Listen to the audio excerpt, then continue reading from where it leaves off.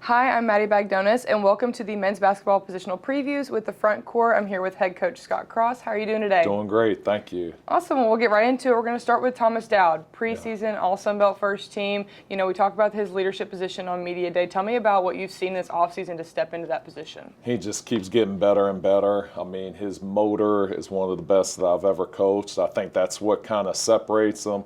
Yes, he's 6'8", he rebounds. He can shoot the ball, but I think his motor is his separator, and I think that's going to allow him to be able to play basketball professionally once he's done here at Troy. You can't really teach that. It's just something that he has. But, yeah, he's gotten better and better. I would expect his three-point percentages to go up dramatically this year. I would also expect, his points per game to increase as well. And if he can increase his rebounds per game, then we're in really, really good shape. I know he kind of has his eye on the career rebounding record, which I think is within reach. So I'm expecting a great year from him. Yeah, and he was the third leading scorer on the team last year. Tell me about what you've seen him do to, improve that and then hopefully be the leading scorer this year. Yeah, I mean, every day we have what we call a chip. We give our guys like a poker chip, and every day they've got to work on the fundamentals with one of their coaches. So we do 30-minute pre-practice every single day where my staff is in the gym with guys working on ball handling, shooting, free throws, finishing. He does that every day. Then they're going to get like 100 made threes on their own. He's doing that every single day. He's done that every single day since he's been here. He's relentless in his work ethic. So when you work like that, you have no choice but to improve and get better. And so, yeah, I think he's going to have a fantastic year this year. Yeah, and we'll move on to Gerald. He's a true center. How do you see him physically being more productive with the team in this year in the season?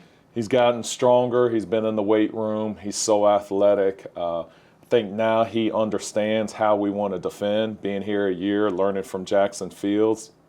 I mean, he was right there in terms of they're very, very similar level players. But now he really, Jackson had been in the program a little bit longer, understood how we defend pick and rolls, how we rotate. Now JB's had a full year of doing that and doing it in live games.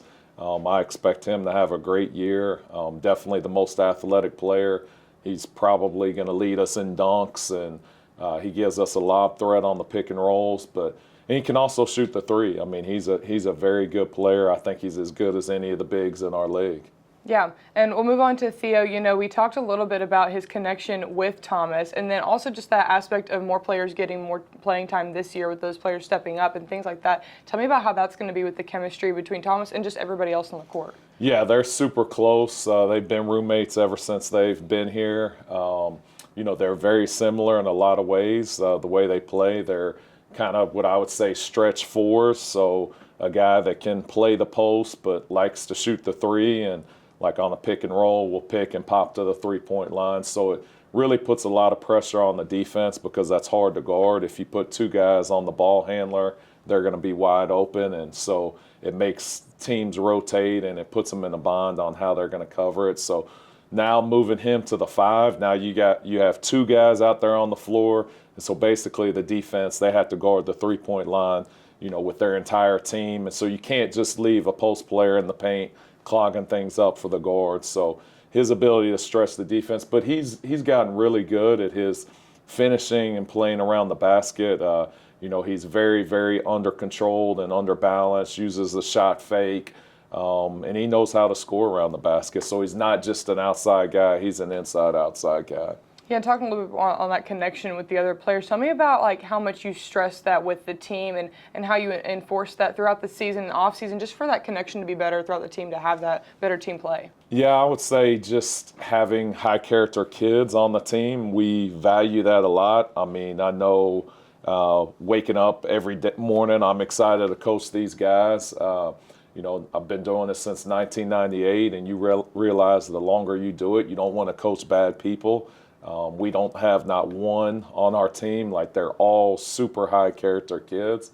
And when you have better people, I think they become better players quicker, and it's just a lot more fun. So they live together. They all live in like 4-bedroom apartments that are all close together. It's a great setup. You know, you can see them like after practice, they're hanging out together on the side. It's not like they just run and scatter and go their separate ways. When we're eating meals together, you know, I've had teams where all 15 guys are just staring at their phone and not communicating. These guys, they're cutting up, they're laughing, they're joking.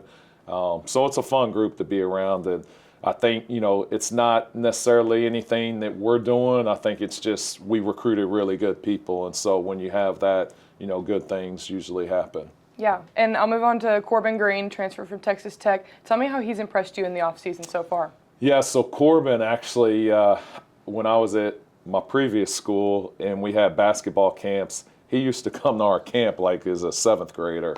And so, you know, I've known about him for years, know his mom, and then you know, like 4 years ago, we were on the road, and me and Coach Mangrum, who's on our staff, we were turned on the TV and ESPN something, and Air Force was playing, and we looked out there and we're like, is that Corbin Green? Oh my goodness. Like, now he's a grown man and, you know, strong, and he's out there playing as a freshman.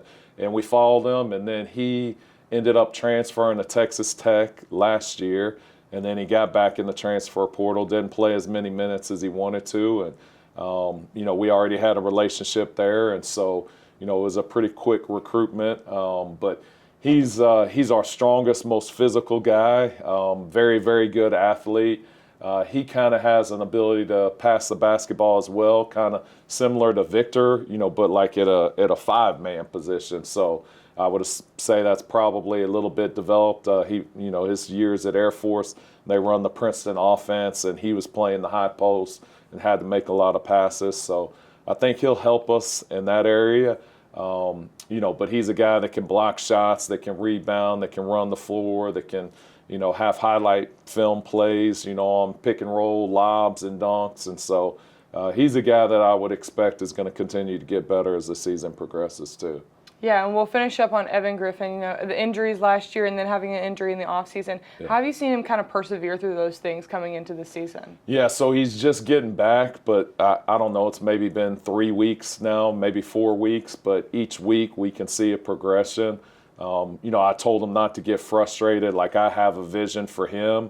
If somebody, you know, goes down, I have complete confidence in him going out there and playing. He played some minutes against Georgia in our exhibition game, and he was really good during that time. He's gotten way, way better defensively.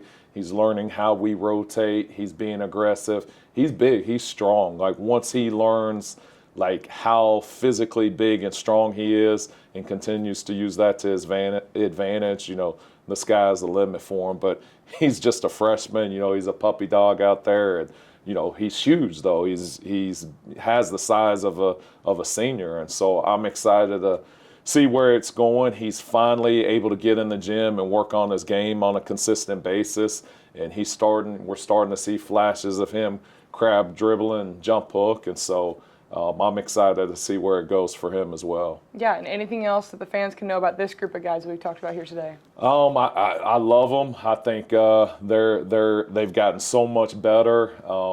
It's going to be a fun group to watch. Like I said, I mean, there's so many guys that can shoot the basketball. I mean, I'd say 1 through 15, they all have the ability to shoot the basketball.